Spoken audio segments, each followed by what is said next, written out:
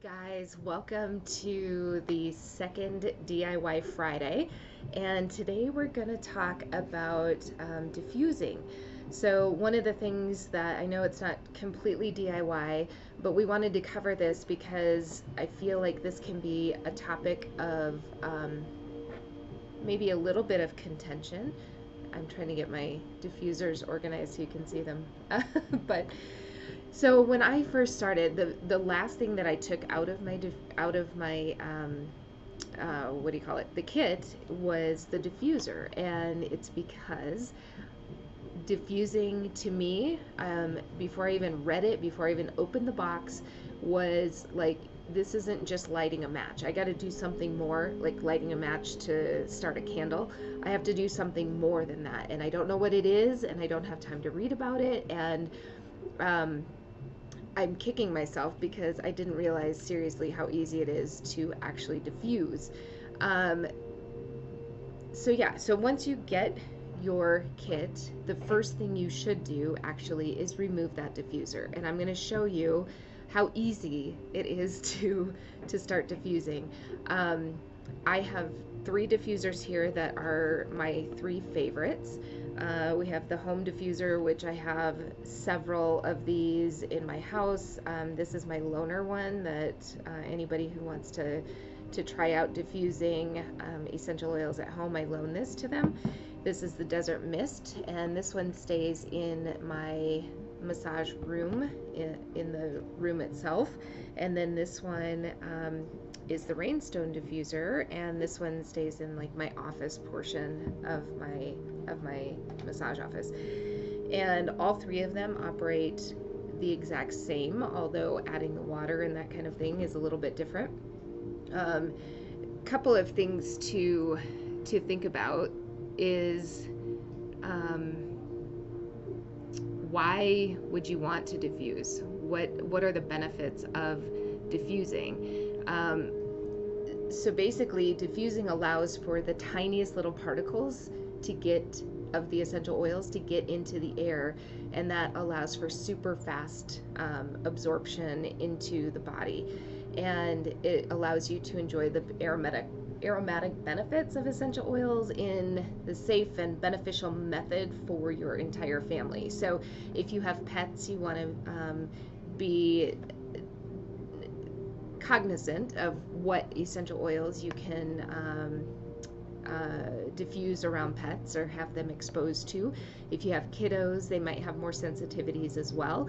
But I can tell you that once I got my diffuser out and going, that I read the instruction and it said add 8 to 10 drops, and at the time Joy came in our kit, and I had my home diffuser and I filled it with water and added 8 drops of Joy, and I thought I was gonna die. I hated Joy after that.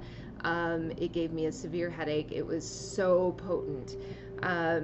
So one of the tips that I want to tell you is, when you first get your kit, or even if you haven't used your diffuser in a while, for whatever reason, go slow and low. So the number of drops that you use, start out with just a couple of drops, to make sure that your body can accept it. To further that story, I love Joy now. It's just that very first, when I finally got my diffuser out and I followed the instruction, too many drops of Joy. And I've heard that from a lot of people, that your body just isn't used to the natural stuff, really, and until your body gets used to that, it's really hard to, it's really powerful, and they have very powerful effects on you. So which diffuser should you use? Whatever you want. These are my three favorites. I also have a bamboo diffuser, which I'm not even sure if we sell those anymore. But I didn't care for that one very much. We have one of the dino diffuser for Magnus's room, and what else do we have?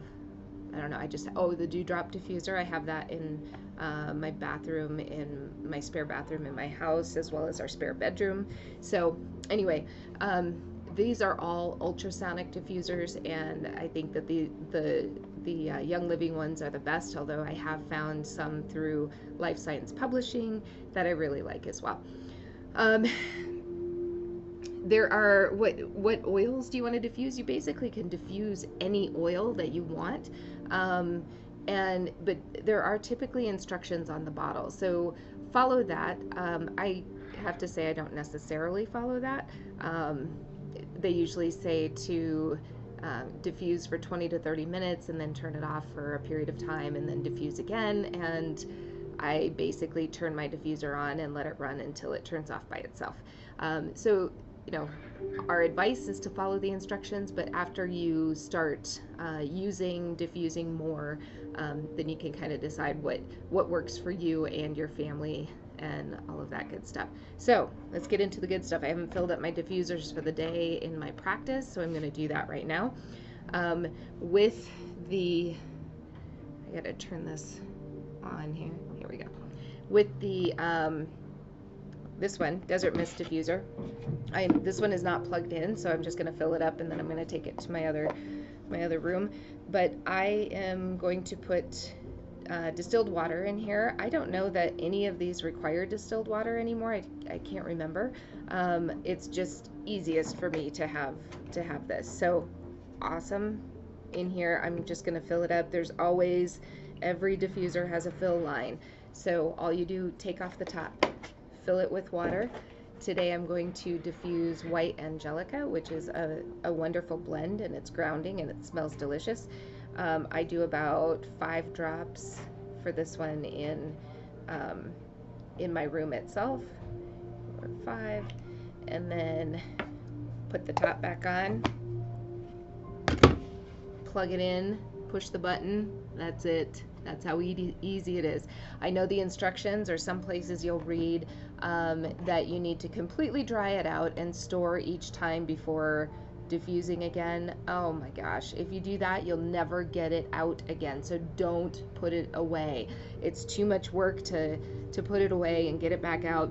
I've been diffusing in these for years and I have never put them away, except for this one that gets sent out, gets given to people so they can try it. What is this one? The Rainstone diffuser has a little button on the inside here, which I don't think you're going to be able to see it. It's just a slidey thing that you have to slide it up to make sure you don't accidentally pour water in there.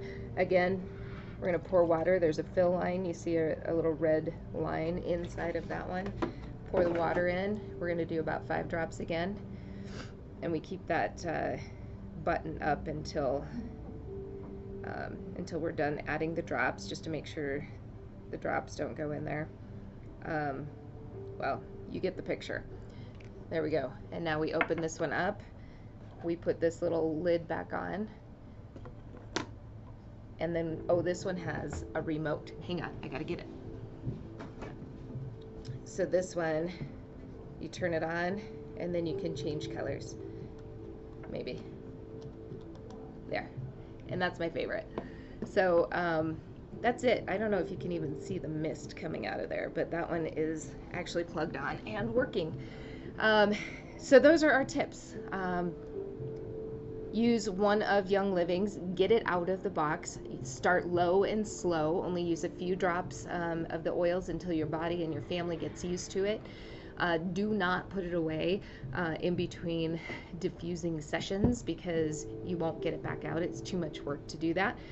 And be sure and clean it. I didn't mention that, but in between, I don't even clean in between. In fact, I've got one at home that I don't think has ever been cleaned, and it still works, and it's about 4 years old. I think it's my very first home diffuser, and it just sits there gathering its gunk, and eventually it's gonna stop because I have been neglectful. But I figure, hey, 80 bucks and 4 years, that's pretty darn good, of diffusing every single day. I think that's it, and I will post some diffuser recipes as well, and I hope you guys enjoy this little tutorial on using your diffuser. And my last bit of advice, use it every day, every single day, for everything. It's amazing. Okay, talk to you later. Bye.